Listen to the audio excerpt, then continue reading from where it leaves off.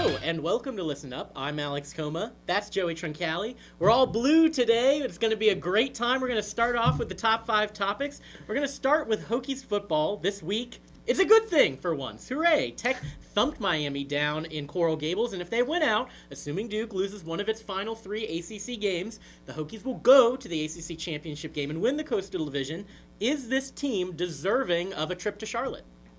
I think that when you look at the other options in the conference, yes, I do. Because the Coastal Division just isn't that good. And because of that, I think that they are deserving if they play like they played this week. This Hokie team, however, is hit and miss. I mean, at best. Because there's some times where they just show up, which is why I don't think it's a given in the slightest. One, that they win their final 2 games. And 2, that Duke helps them out by losing, because Duke has proven to play very good football this year, and as much as we like to make fun of them in the past and poo-poo them or whatever, they've been good this year, and they beat Virginia Tech in Blacksburg, and that's no easy feat. So for me, though, the best team to give Florida State a run for their money, which we'll kind of talk about a little bit later, I think is this Virginia Tech team, just simply from the fact that they can play defense. And if there's anyone that can stop Florida State, it might be Virginia Tech. Yeah, I couldn't agree more. And really, when you talk about Duke and you talk about the other teams, I mean, currently Georgia Tech is at 5-2 at the top of the Coastal Division, about to play Clemson. Who knows how that might go? And really, when you talk about it, even though Duke did get that big win, and even though Duke has looked better, by no means I don't think anyone would say they deserve to represent the Coastal Division. They won that game in Blacksburg almost by default. Had Logan Thomas not thrown those 4 interceptions, obviously anyone can agree that's a completely different game. They're about to go play Miami and UNC, a team that was rough earlier in the year, but has since sort of found its, maybe not its identity necessarily, but got its niche at least. The Tar Heels can score on you, and this Blue Devils defense might be susceptible to that. So I think that'll be interesting going down the stretch at the very least. That really all comes down to whether this offense that we saw against Miami was a flash in the pan or was a real deal. Like, when you look at this team, this is the offense Scott Loeffler envisioned when he came to Blacksburg. And promised. We're not going to run the quarterback. Sure, Scott. And he finally came through on it, giving Trey Edmonds the most carries he's had since the Marshall game, helping Edmonds lead the team in rushing, or any running back lead the team in rushing, in the last 3 games. I think he made huge steps. The wide receivers blocking on the outside. The offensive line looking like they did against Alabama to start the season. I think Lawrence Gibson coming back to the starting lineup was a very promising sign. It was sort of by accident, the injury to Brent Benedict. But all of a sudden, they're run blocking. So I'm very encouraged by what I saw. The key will be whether it sticks. Maryland is without a lot of their best playmakers. UVA just can't stop losing. So you'd think that this Hokie team can win the next 2 pretty easily, but you also thought that they were going to win the past 2 games pretty easily. So who knows? No, I agree completely.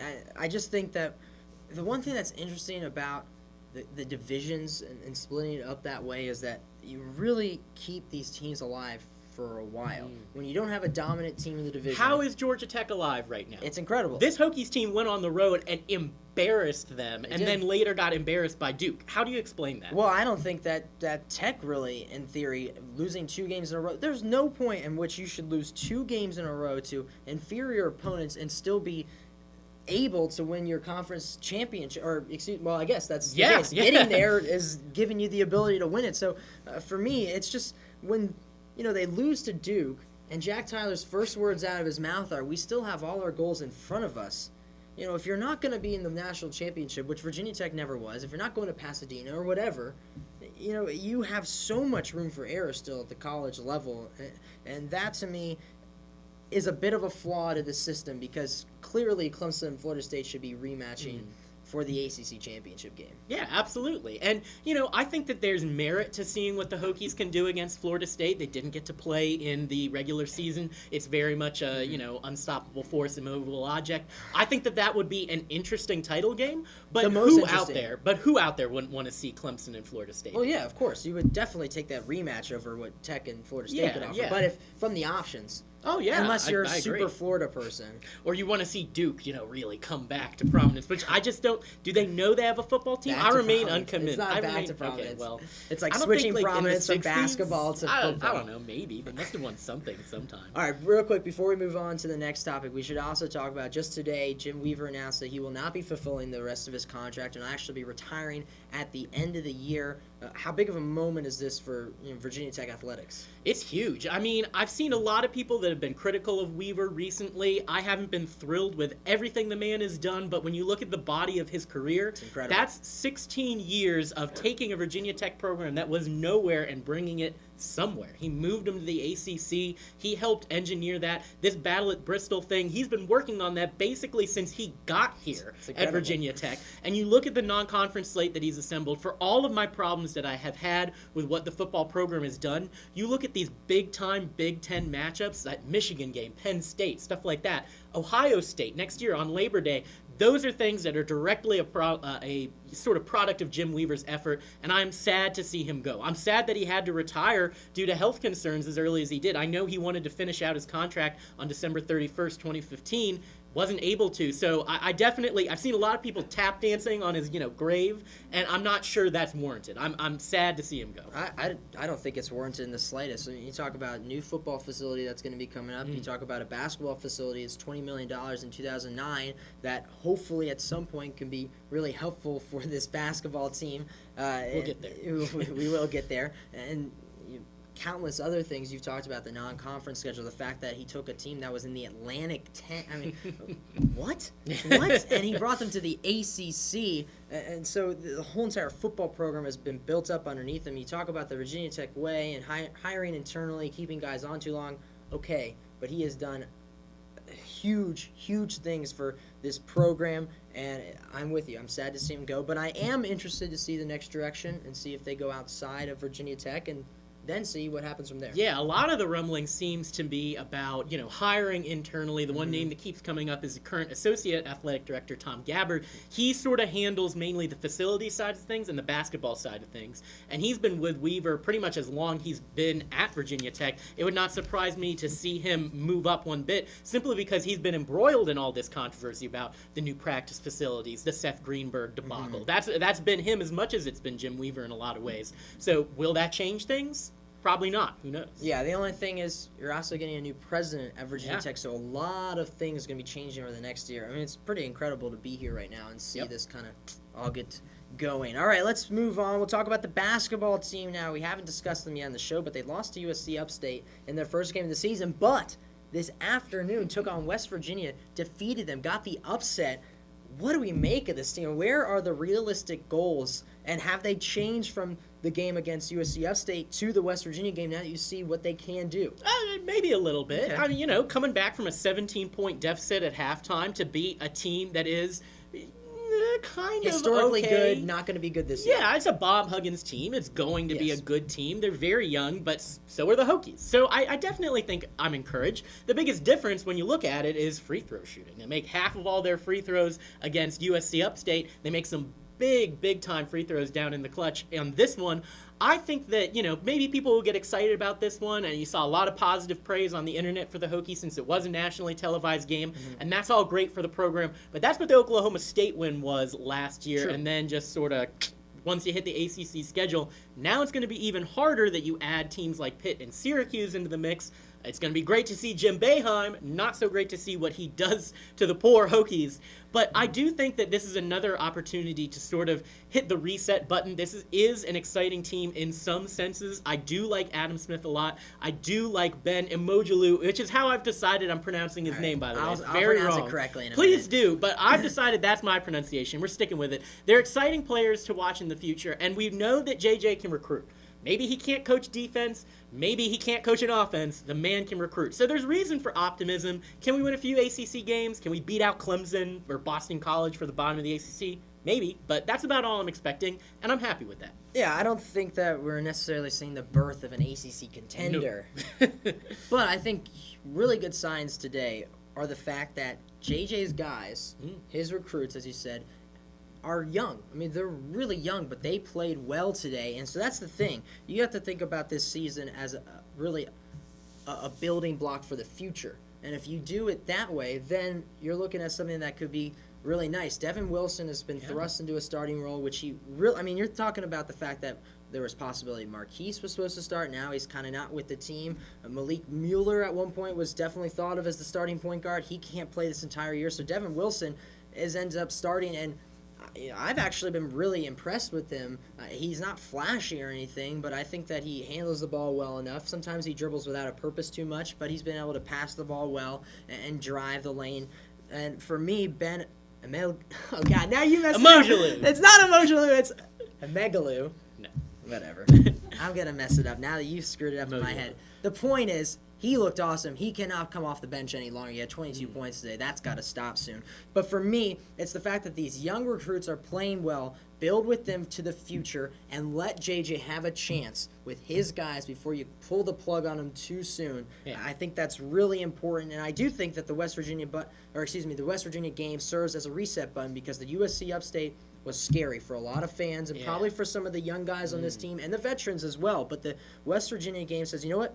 Let's calm down. These are a lot of freshmen playing big-time minutes. They're going to take a few moments to get adjusted to the college game. If you let them do that, we know they have some talent because they were not highly recruited, but comparatively to old Virginia Tech basketball recruits, highly recruited in that regard. And so I think you just got to calm down. Wait a second. There's going to be some bumps in the road, but this team is at least kind of fun to watch, I think. Yeah, and I saw a lot of panic after the USC Upstate game, and deservedly so. I think it's deserved, yeah. You lose by 1 point at home in a season opener to a team that's not very highly regarded, and people are going to worry. But as you said, West Virginia maybe calms people down a bit, say, this team's not winning the ACC title, they're not going to the tournament, but you know what? Maybe in a few years we'll start thinking about these things.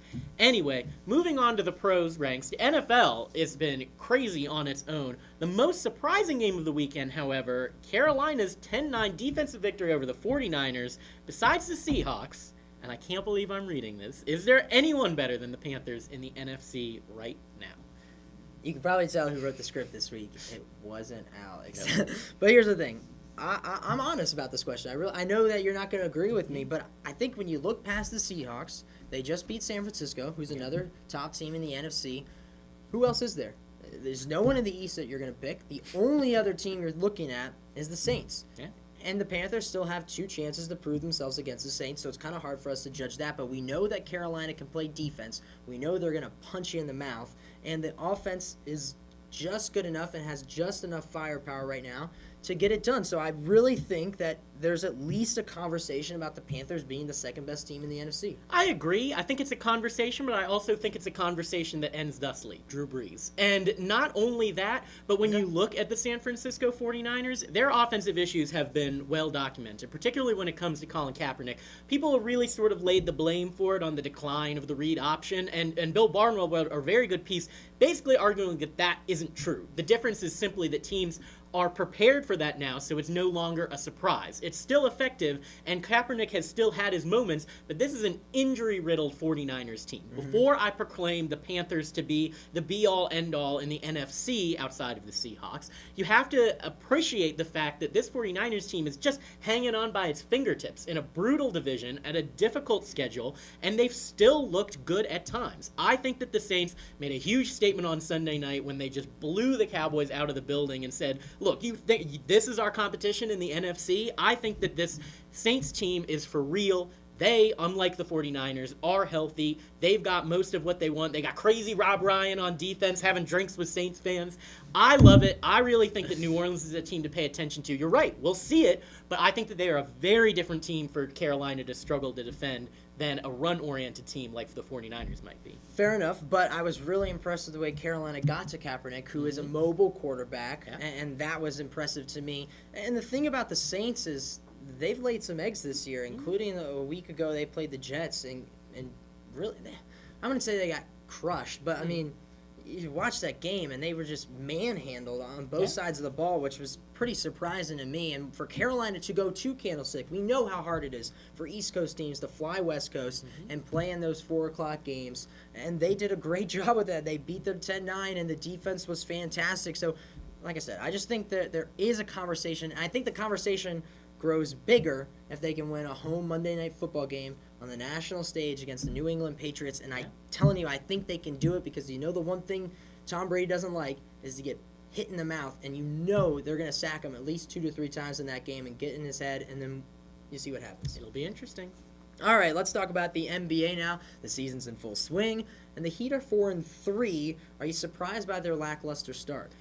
Not really. They sort of did a version of this last year where Zach Lowe wrote about it today on Grantland, where he sort of explains that, they can't really play the kind of aggressive defense they like to in the postseason this early in the regular season, simply because guys are old. They don't have the kind of depth that maybe they used to. And so while it's easy in the postseason to get guys ramped up, Dwayne Wade, Chris Bosh, attacking people out there on the perimeter, right now their concern is protecting the basket, and they haven't done that particularly well. That's certainly a troubling sign for them, but we knew they were going to have this issue. They haven't rebounded well defensively, and again, par for the course when Greg Oden is a major linchpin of your comeback efforts. So I think that there's no reason to panic. Dwayne Wade has sort of not quite rounded into form yet. He's shown some explosions at times. Fairly good. But not quite on defense. Getting back on defense is really where you look for it. Right now. No.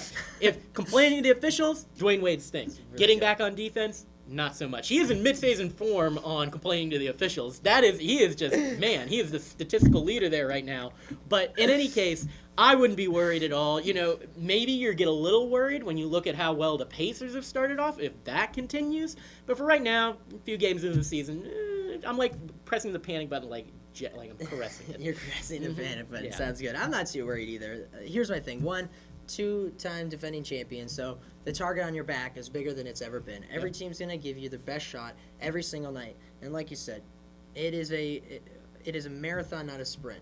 And their defense is kind of a sprinting style, and that's why it works in the postseason. But right now, you just can't play that way. And so Miami is going to reel off a 10, 15-game winning streak at some point. They're going to be either first or second in the East, and it's not really going to matter, and they'll be fine. But I do think it's interesting because that's the toughest part about trying to get that three-peat. That's what all the the greats always say. It's not about the talent level. It's just about the will to want to be better, which is tough. I mean, when you win, we do this in our everyday minute lives. You get a couple of A's on the test and you don't feel like studying for the third one. I mean, that seems silly, but it's comparable. And then you're thinking about, well, instead of just studying for a test, it's working your body for an entirety of an 82-game season and then into the playoffs and trying to get every last, bit of effort out of yourself. That can be tough to try to convince yourself to do that when you could rest on your laurels a little bit. So I think that, if it's still getting this risky in the middle of the season, maybe we're talking about something just because the East is clearly a little bit better, especially the Pacers. But right now, no big deal. Couldn't agree more. We're going to move on to college football now. Oregon, they lost to Stanford this past Thursday, which makes Florida State the clear number 2 in the nation now. Is there anything in your mind that says Florida State doesn't make the title game? I'll be quick here. A couple things. 1, how many times do we have to see Oregon get beat up by a physical, strong team before we start doubting the fact that they should be ranked number 2 every year? I want to believe in them, and they keep doing this to me. I mean, I'm kind of done with it. I'm kind of done with them always being there because it seems like a kind of dog and pony. Is that it? Dog and pony show? Yeah, dog and pony show. Yeah, that's what I have to say about Oregon.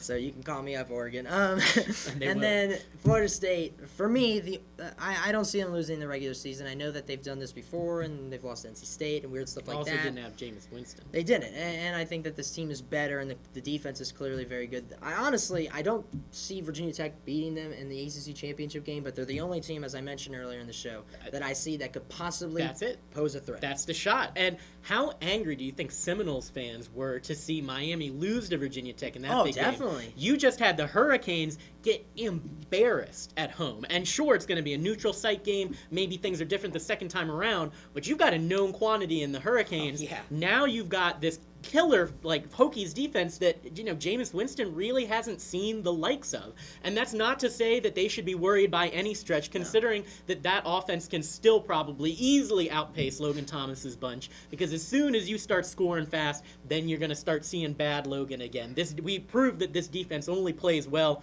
when they get up to a lead and they can really go after you, not playing from behind. So yeah, I think that's really what it comes down to. I didn't think I'd ever be saying this, but Virginia Tech could influence the national title picture, and they are 7-3. Gotta love college football. All right. Let's move on to Pick'em now. Thanks to, I'm going to say it, a ballsy pickup by myself. That's me.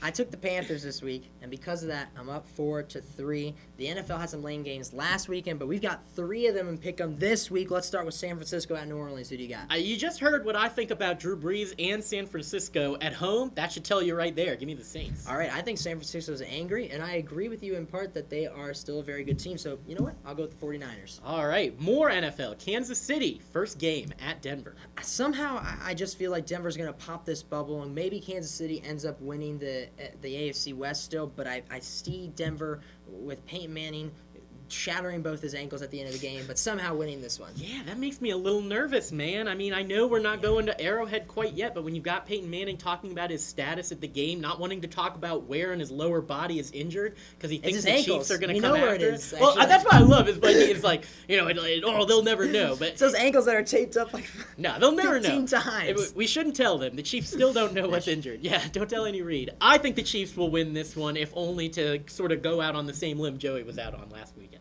Ooh, they're coming for you. Ooh, okay. Ballsy. New England at Carolina. All right, well, in a less ballsy move, I will not go for the Panthers. I would like Tom Brady and that passing attack. That's really the one area that you have to look at for Carolina. Their defensive ends and linebackers are going to come after them. But then, their cornerbacks have done a nice job so far. Are the Patriots starting to fire on all cylinders again with Amendola and Gronkowski? They looked like it against the Steelers. I think that they'll win this one. I hate picking against them coming off a bye. That really is like on a Monday night. The stupidest thing I could possibly do. But here you go. Carolina will, like I said earlier, will punch you in the mouth. And if there's one thing we know Tom Brady hates, it's to be touched in any way possible. Yeah? Yeah, you're not wrong. Carolina. All right. Moving to college, we got Georgia going to number 7, Auburn. I think that Auburn's playing better football right now. I haven't really trusted Georgia since they lost half their team to injury, so I'm going to go with Auburn. Yeah, really. They're playing half the Bulldogs at this point. And Auburn's offense looked like it did back in the Cam Newton days against Tennessee this past weekend. I, too, will take Auburn. All right, final one, NBA Oklahoma City at Golden State. That's a late-night TNT game on Thursday. Yeah, I mean, Golden State is certainly the more fun, spicy, sexy, Western Conference team. But don't forget about the Thunder. Steven Adams has looked very good early on. I think that this team's still going to be a contender. Give me the Thunder here. Yeah, you know what? I just watched the Thunder make a 10-point lead disappear with 2 minutes against the Wizards, so I'm feeling Thunderlicious right now. All right, we're going to make the show disappear with our quick hits. First things first, huge shout out to the Virginia Tech women's soccer team for earning a number 1 seed in the NCAA tournament. First time ever. How great is this for Tech? It is fantastic. Virginia Tech has never seen a team sport win a national championship. This is the best chance they've had in a long time, and I think that this team could possibly do it. I really like this women's team. What's not to like about this women's team? They go and they beat undefeated UVA, just barely losing the ACC title game. I'm all about it. Awesome. Watch that game on Friday. The Atlanta Braves are moving out of Turner Field to a stadium that will be ready in 2017 in Cobb County. Is it weird how quickly the Barbs are moving out of Turner Field? 16 short years in Old Turner, but hey, they showed the map. Look at where the season ticket holders are. It's Cobb County. Not that surprising. It's white Cobb County. That's what it is. Sad but true. The Bengals end up losing the game, but scored on a Hail Mary to send their game against the Ravens into overtime this past weekend. How funny was that? It was pretty funny. I wanted to know how you felt as a Steelers fan. Well, I was conflicted because I needed the Ravens to win still, but so really it was the best result. Not only did the Ravens win, but they got embarrassed by stupid James Ahedebo tipping the pass to AJ Green. Like, here, AJ, you want to win this? Okay, no big deal. I loved it. I was enjoying it. Awesome. Rob Ryan went out for drinks with Saints fans, as he mentioned earlier, after they clobbered the Cowboys, his former employer, on Sunday night. People give him a hard time, but how cool is that? I want him to come to Blacksburg to, come scout someone. I want to see him downtown. That's my dream. Rob Ryan, there's an invitation. Tots, see you Thursday. See you Thursday. Tim Tebow, he says he wants a job as a broadcaster. Would you hire him? I think that he would be a great intern at ETTV. Yeah, that's great. Let's talk to him. Oh, we should get Tim to come, bring us coffee. I think that's probably where he needs to start. And so all right, work his way up the ladder. Yeah, sounds good. All right, thanks for watching and listening up this week. Don't forget to tune in next week.